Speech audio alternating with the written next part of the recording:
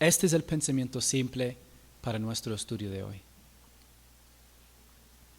Cuando buscamos la ayuda del Señor en lugar de depender de nuestras propias fuerzas, Él nos rescata de nuestros temores y angustias, debería decir, no problemas, sino angustias. Cuando buscamos la ayuda del Señor en lugar de depender de nuestras propias fuerzas, Él nos rescata de nuestros temores y angustias. Entonces hoy me gustaría compartir con ustedes un salmo de acción de gracias a Dios por el rescate. Salmo 34. Pueden abrir sus Biblias conmigo en Salmo 34.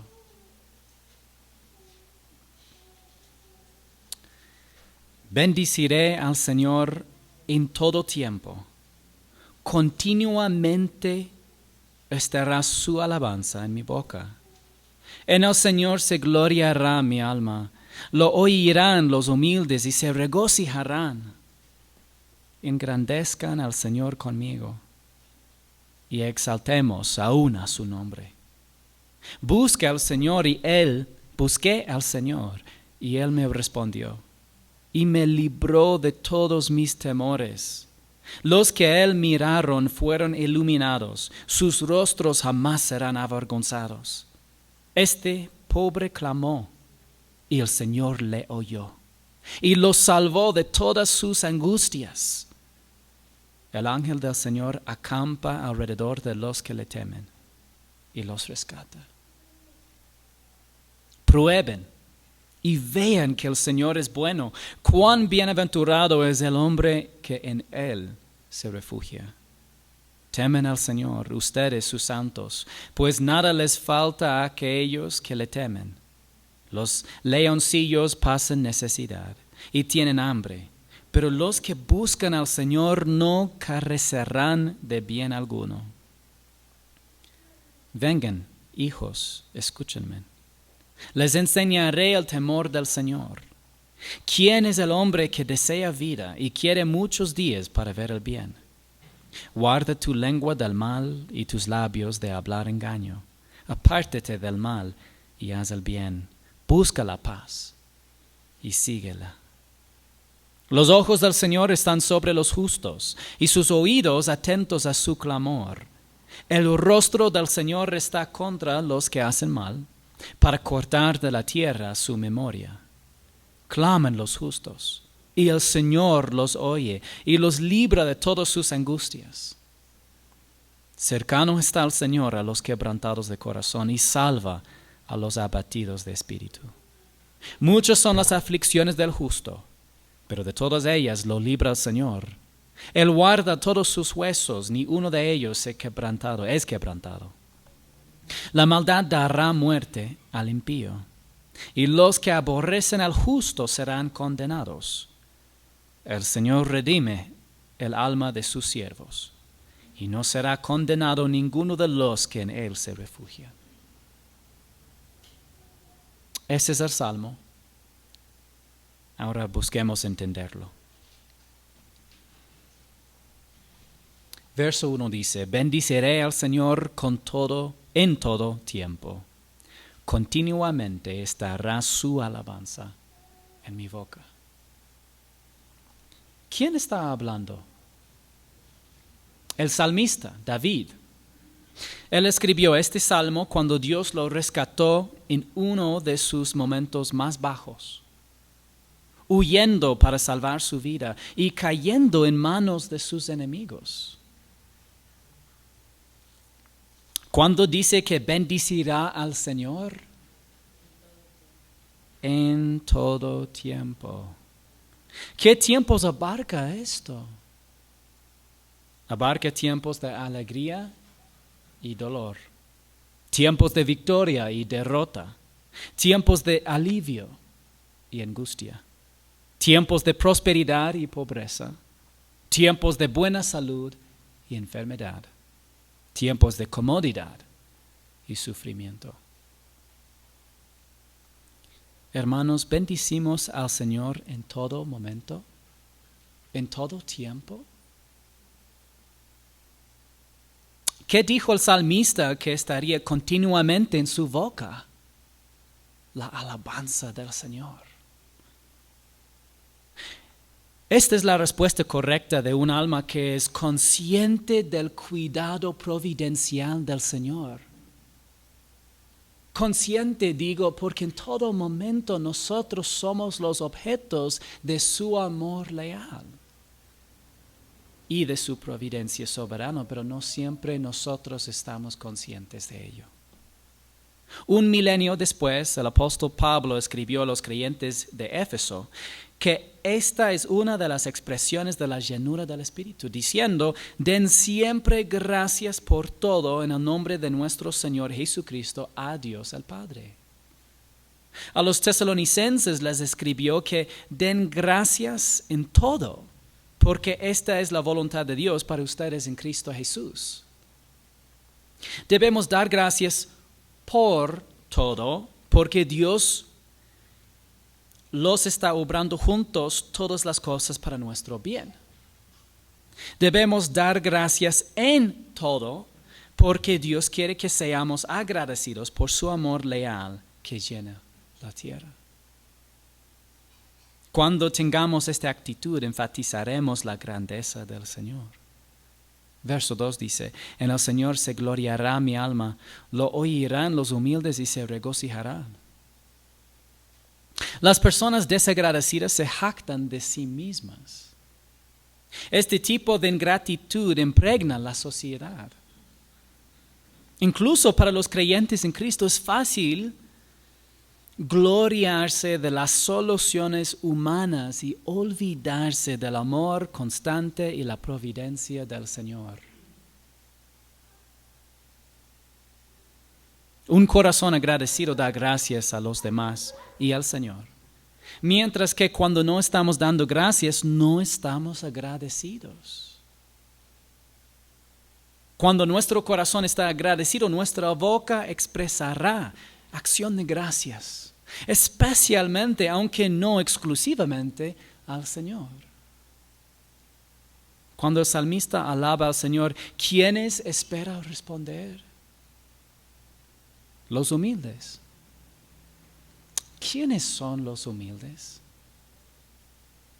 Los humildes no son aquellos que tienen un estado económico bajo.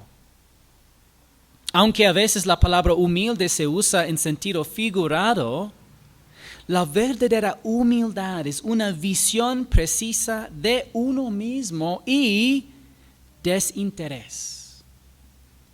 Una persona verdaderamente humilde no solo piensa menos de sí misma, piensa menos en sí misma. El odio propio y el amor propio son marcas de orgullo porque son egocéntricos. La humildad reconoce la propia impotencia y la abundante bondad de Dios, pero su pensamiento permanece en Jesucristo, no en uno mismo. ¿Cómo debemos responder a la alabanza del Señor? Deberíamos estar gozosos. A continuación, David invita al oyente en verso 3, engrandezcan al Señor conmigo y exaltemos aún a su nombre. ¿Qué significa engrandecer al Señor? Bueno, no es posible hacer más grande al Señor, pero sí es posible hacer más evidente su grandeza. Y esto es lo que significa magnificación, centrar la atención de los demás en quién es Dios y lo que ha hecho. Exaltemos aún a su nombre, como en Salmo 33 que estudiamos en la semana pasada. Esta es una invitación a la adoración corporativa. ¿Por qué David invita a otros a unirse a él en adoración? Él dice, busqué al Señor y Él me respondió y me libró de todos mis temores. David escribió este salmo porque el Señor lo libró de dos cosas: todos mis temores, y más después él dice todas sus angustias. Personalmente, yo soy un hombre de muchos temores. Y Dios me ha librado de todos ellos solo por su amor inquebrantable, solamente por su gracia. ¿Cuál es la diferencia entre temores y angustias? Los temores son peligros o problemas anticipados. Las angustias son formas reales de sufrimiento. La angustia de David fue ser atrapado por sus enemigos. Su temor era morir en sus manos. 1 Samuel registra su solución, que era menos que impresionante. Pero este salmo nos dice que no confió en la eficacia de esa solución, en cambio buscó al Señor. ¿Quién recuerde esta circunstancia en la vida de David? Cuando fue y presentado delante de su peor enemigo, atrapado en sus manos, y iba a morir, y tuvo una solución que de verdad no era la razón por su rescate. Y ya explica por lo que sobrevivió. Porque cuando leyendo en 1 Samuel que David pretendió ser un loco, pareció loco que lo dejaron libre. Pero más después en los Salmos leemos la explicación de David y él dice: no fue por mi grande solución, no fue por mi inteligencia, no fue por mi estrategia. Fue porque evidentemente en este momento él oró al Señor. Clamó desde su corazón y dijo: Dios, humanamente no hay una solución. Yo tengo una idea loca, pero no estoy confiando en ese plan, estoy confiando en ti. Y Dios lo oyó y Dios lo rescató. Como resultado, sus enemigos no lo mataron desafiando la lógica normal. Después David escribió este salmo. Él oró al Señor, anticipó que el Señor actuaría en su nombre a su favor, y el Señor lo hizo. El Padre lo libró de todos sus temores y el Padre puede librarnos de todos los nuestros. Y de hecho, no hemos visto eso. No vimos esto esta semana.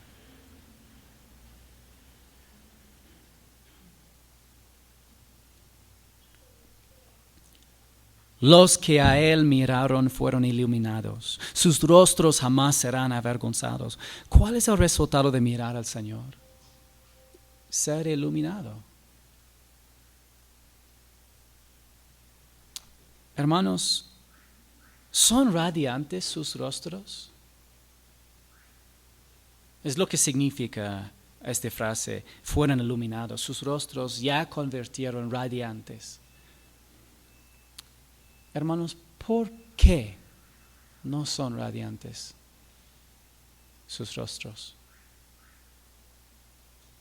Tristemente, somos naturalmente olvidadizos y desagradecidos. ¿No es la verdad?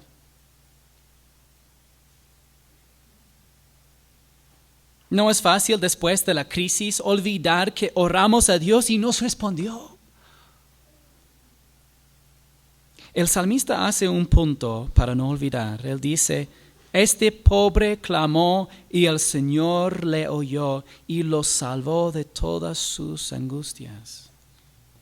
Hermanos, ¿clamaste al Señor esta semana y Él te salvó de tus angustias? Quiero escuchar. Sí, gloria a Dios. Escuchó la voz de su pueblo. y nos rescató de angustias verdaderas y de temores que nos preocupaban. Recientemente enfrentamos el temor de mayores disturbios y sufrimiento en este país. Las angustias solo aumentaron y la esperanza de un remedio humano desapareció. Pero el Señor escuchó nuestro clamor y nos libró de todas nuestras angustias.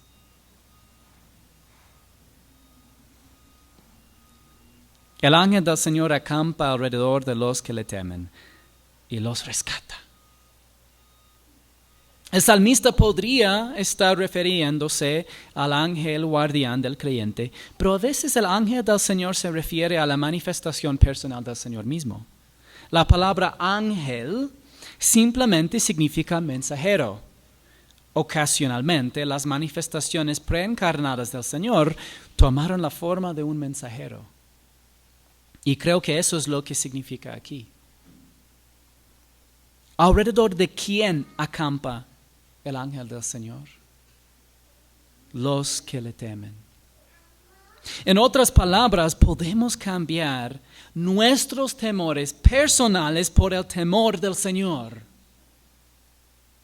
Voy a repetir, podemos cambiar nuestros temores personales por el temor del Señor. En las palabras del Dr. Christopher Cohn, teme al Señor y verdaderamente conocerás la intrepidez. El salmista invita a sus oyentes, prueben y vean que el Señor es bueno. Cuán bienaventurado es el hombre que en Él se refugia. ¿Habéis probado y visto que el Señor es bueno? A veces ya sabemos que el Señor es bueno en cuanto a la bendición espiritual y la salvación de la pena del pecado. Pero pensamos que necesitamos probar y ver si alguna otra cosa es mejor para la bendición temporal.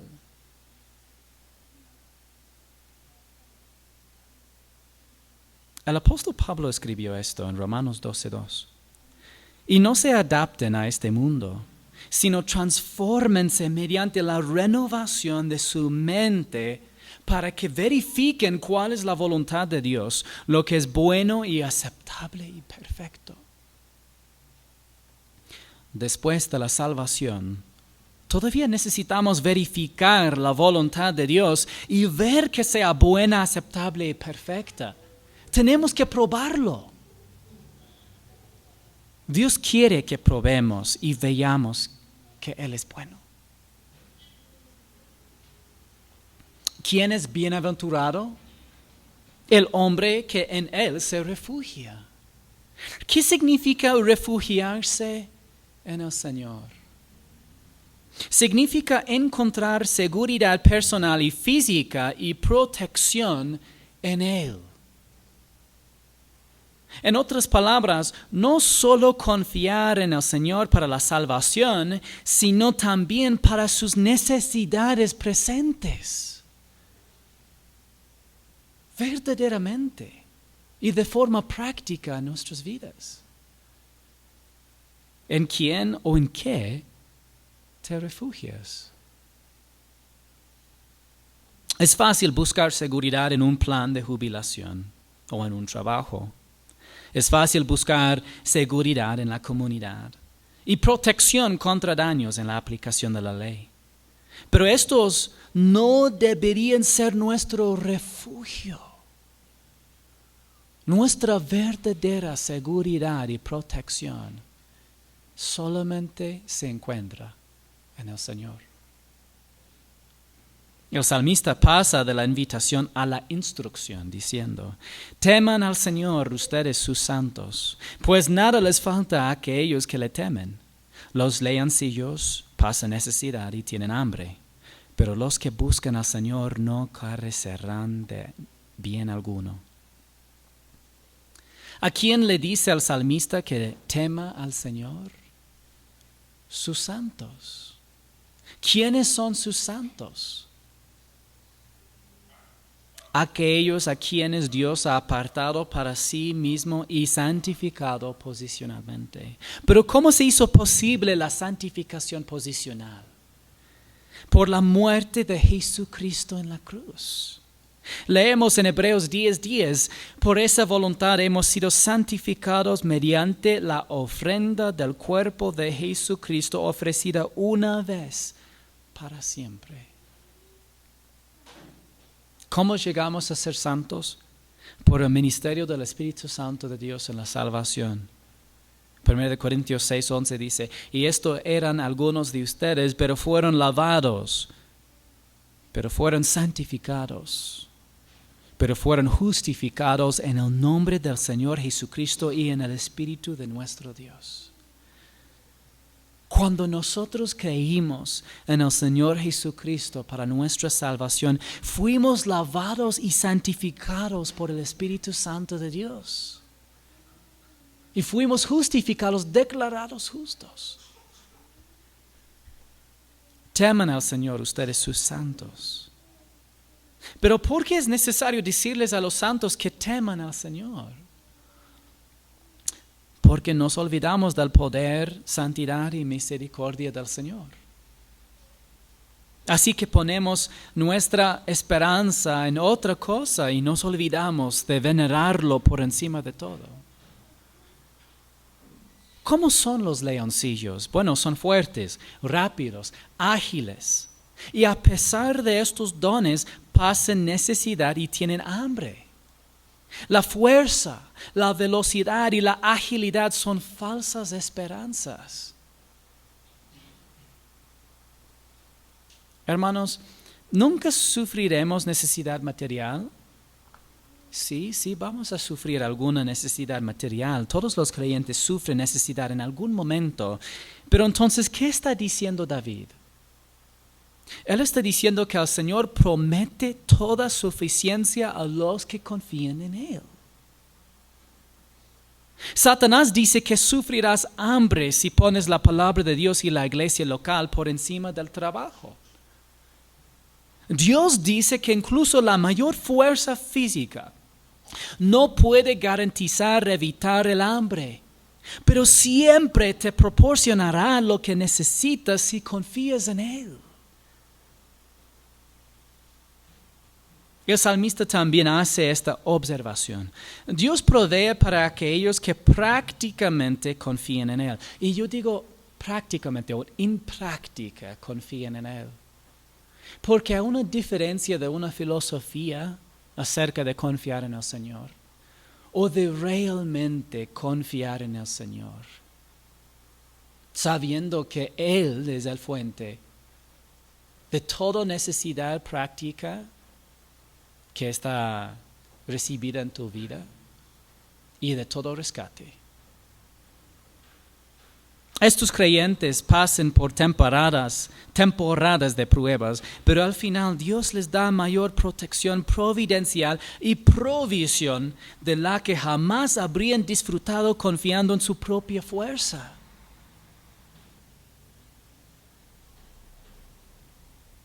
Yo he visto muchas veces creyentes decirme que las cosas les van a ir peor si ponen Dios primero. Pero cuando ponen Dios primero, las cosas generalmente vayan mejor. Dios no promete que siempre va a ir las cosas mejor cuando pones a Él primero. Pero sí le puedo decir que bastantes creyentes, al leer estas palabras del salmista, resuena en su corazón porque lo han experimentado o han visto lo mismo en la vida real. Vengan hijos, escúchenme. Les enseñaré el temor del Señor. ¿Quién es el hombre que desea vida y quiere muchos días para ver el bien? ¿Eso nos describe? Sí. Entonces debemos prestar atención a la enseñanza del salmista acerca de cómo el temor del Señor afecta la vida del creyente. Guarda tu lengua del mal y tus labios de hablar engaño. ¿Cómo debe el temor del Señor afectar lo que dices? Si practicas el temor del Señor, evitarás dañar a otros con tus palabras o decir cosas que no son ciertas. Lo único que te convencerá de dejar de mentir es el respeto por la santidad, la justicia y el amor de Dios. Si no le temes al Señor, entonces solo dirás la verdad cuando ya esté revelada. Pero en ese punto es poco crédito para ti. Solo dijiste la verdad porque es obvia. Las mentiras son totalmente contrarias a la naturaleza y el carácter del Señor. Si amas a Jesús, odiarás las falsedades. Si temes activamente al Señor, entonces guardarás tu lengua del mal. Decir la verdad requiere intención. Esta intencionalidad es consciente de la presencia de Cristo y venera su santidad. Apártate del mal y haz el bien. Busca la paz y síguela. ¿Cómo debe el temor del Señor afectar sus acciones? Si reverencias al Señor, te apartarás del mal por un lado y harás el bien por el otro lado. No se puede abrazar el mal y hacer el bien al mismo tiempo. Esta es una de las razones por las que no debemos creer las mentiras de Satanás de que el fin justifica los medios. Satanás quiere que creamos que una buena intención y el deseo de un buen resultado legitiman lastimar a otros, pero el fin no justifica los medios. ¿Cómo debe el temor del Señor afectar su actitud? Buscar la paz y síguela. El temor del Señor debe motivarte a buscar la paz. ¿Estás buscando la paz? ¿Cuáles son algunas excepciones? Bueno, la autodefensa personal contra la actividad criminal, las operaciones militares para la defensa nacional y la aplicación de la ley civil tienen precedencia bíblica. Pero debemos abstenernos de actos personales innecesarios de represalia. En el Sermón del Monte, el Señor Jesucristo en Mateo 5, 18 al 39 dijo: ustedes han oído que se dijo ojo por ojo y diente por diente. Pero yo les digo, no resistan al que es malo. Antes bien, a cualquiera que te abofetee en la mejilla derecha, vuélvele también la otra. Incluso cuando sentimos que tenemos derecho a tomar represalias, debemos buscar la paz. ¿Cuáles son algunas diferencias en la postura del Señor hacia las personas? En verso 15 leemos: los ojos del Señor están sobre los justos y sus oídos atentos a su clamor. ¿Qué significa que los ojos del Señor están sobre los justos? Significa que Él ve y oye a todas las personas, pero está atento a la voz de los que confían en Él. ¿Quiénes son los justos? Bueno, el contexto sugiere creyentes que reflejan la justicia de Dios, es decir, la justicia práctica. Pero es imposible reflejar la justicia de Dios sin haber sido acreditada primero su justicia por la fe en Cristo. Este es el gran intercambio. Jesús tomó nuestro pecado sobre sí mismo en la cruz y ofrece su justicia a través de la fe en Él, como leemos en 2 Corintios 5, 21. Al que no conoció pecado, lo hizo pecado por nosotros, para que fuéramos hechos justicia de Dios en Él. Jesucristo fue identificado con nuestro pecado, para que nosotros nos identifiquemos con la justicia de Dios a través de la fe. Cuando permanecemos en comunión con Cristo y dependemos conscientemente de Él, reflejamos la justicia de Dios por el poder del Espíritu. En esta condición espiritual, concedida enteramente por la gracia de Dios, el Señor está especialmente atento a nuestros clamores. Lo contrario es el caso de los que hacen el mal. El rostro del Señor está contra los que hacen mal, para cortar de la tierra su memoria. El Señor tiene diferentes posturas hacia la justicia práctica y el mal. Su carácter y atributos nunca cambian, pero a aquellos que confían en su gracia les da más gracia. A los que hacen el mal y a los soberbios se opone. A los que reflejan su justicia y se vuelven a Él en busca de rescate, Él escucha. Claman los justos y el Señor los oye y los libra de todas sus angustias. ¿A quién clamamos para ayuda? Al Señor. Hemos clamado al Señor por ayuda y Él ha oído y nos ha librado de nuestras angustias. Cercano está el Señor a los quebrantados de corazón y salva a los abatidos de espíritu. ¿Qué nos dice este versículo acerca del carácter de Dios? Él es compasivo. Los escritores de los evangelios vieron esto en la naturaleza humana de Jesucristo. Él sintió compasión por los demás, algunos en el sufrimiento y algunos en la confusión espiritual. Y esto también se aplica a su naturaleza divina. El Padre, el Hijo y el Espíritu Santo son compasivos. Se preocupan por nuestro sufrimiento y confusión. Si el Señor está cerca de los quebrantados de corazón, no está lejos de ellos. ¿Quiénes son los abatidos de espíritu? Los que pierden la esperanza humana de liberación. Aquellos cuyo espíritu se siente oprimido hasta el punto de perder la fuerza para luchar. Ahí es cuando el Señor lucha a nuestro favor. Los quebrantados de corazón y los abatidos de espíritu no están ni iracundos ni descontentos. Si estás verdaderamente quebrantado, no sientes ira. ¿Qué puedes esperar del mundo por reflejar la justicia de Dios? Muchas son las aflicciones del justo, pero de todas ellas lo libra el Señor. Las aflicciones están garantizadas para aquellos que desean vivir una vida piadosa, pero el Señor siempre libra a los justos. A veces los libra de las aflicciones y a veces los libra a través de las aflicciones, pero de cualquier manera los libra. Y la misericordia del Señor nunca falla. Él guarda todos sus huesos, ni uno de ellos es quebrantado.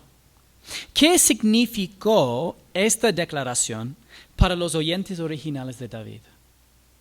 Bueno, nos da una imagen mental de solidez y protección contra daños. Pero ¿a qué apuntaba proféticamente esta declaración?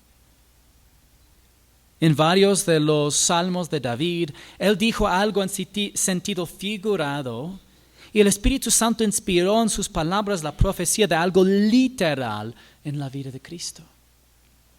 El Señor Jesucristo es el estándar y la personificación de la justicia divina.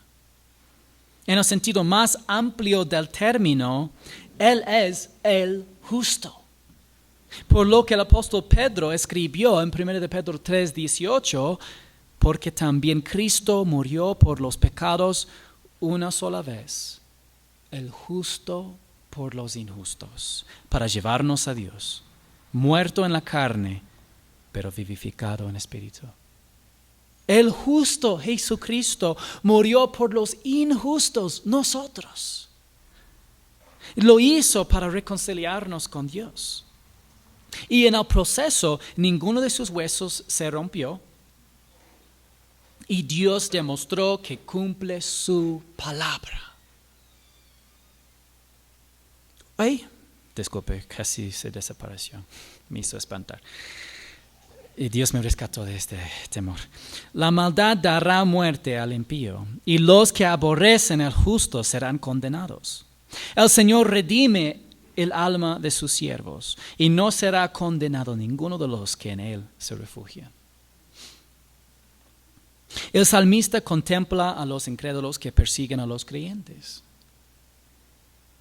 ¿Es esto siempre temporalmente cierto? No. ¿Es esto finalmente cierto? Sí. Los incrédulos cosechan temporalmente lo que siembran y finalmente son condenados porque no han creído en Jesucristo. Trágicamente. Juan 3:18 dice, el que en Él, Jesucristo, cree en Él, no es condenado, pero el que no cree ya ha sido condenado, porque no ha creído en el nombre del unigénito Hijo de Dios. La única razón por la que los siervos del Señor no son condenados es porque hemos creído en el Hijo de Dios. Y por eso hemos aceptado la salvación y la vida eterna que Él ofrece como un regalo gratuito. Romanos 8:1 dice, por tanto, ahora no hay condenación para los que están en Cristo Jesús, los que no andan conforme a la carne, sino conforme al Espíritu. ¿Cómo concluye el salmista? El Señor redime el alma de sus siervos, y no será condenado ninguno de los que en Él se refugian. Es bueno saber que refugiarse en el Señor lo coloca a uno en el lado correcto de la historia del mundo. Si el Señor es tu seguridad y protección, no serás condenado. La experiencia del apóstol Pablo fue similar a la de David. Él escribió en 2 de Corintios, capítulo 1, versos 8 al 10. Porque no queremos que ignoren, hermanos, acerca de nuestra aflicción sufrida en Asia, porque fuimos abrumados sobremanera, más allá de nuestras fuerzas, de modo que hasta perdimos la esperanza de salir con vida. De hecho, dentro de nosotros mismos ya teníamos la sentencia de muerte, a fin de que no confiáramos en nosotros mismos, sino en Dios que resucita a los muertos, el cual nos libró de tan gran peligro de muerte y nos librará, y en quien hemos puesto nuestra esperanza de que Él aún nos ha de librar. Amados creyentes en Cristo, hemos probado y visto que el Señor es bueno.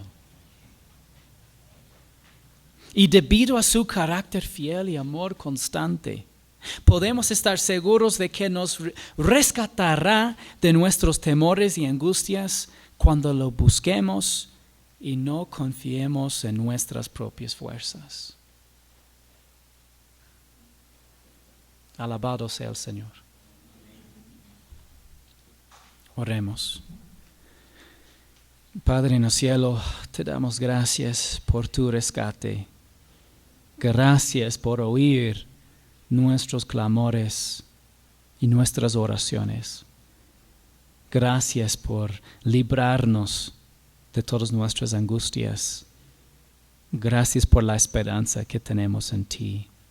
Gracias por tu fidelidad y por tu amor constante y inquebrantable. Gracias que podemos depender de ti, de toda necesidad, sea física o espiritual en nuestra vida. Pedimos, Padre, que podemos vivir conscientemente de tu amor inquebrantable, que podemos siempre depender de ti y que crecer también en nuestro amor por ti, motivados por el amor de nuestro Salvador Jesucristo que demostró en la cruz. Gracias que Él murió por nosotros y que tenemos la vida en Él. Es en el nombre de Jesucristo que oramos. Amén.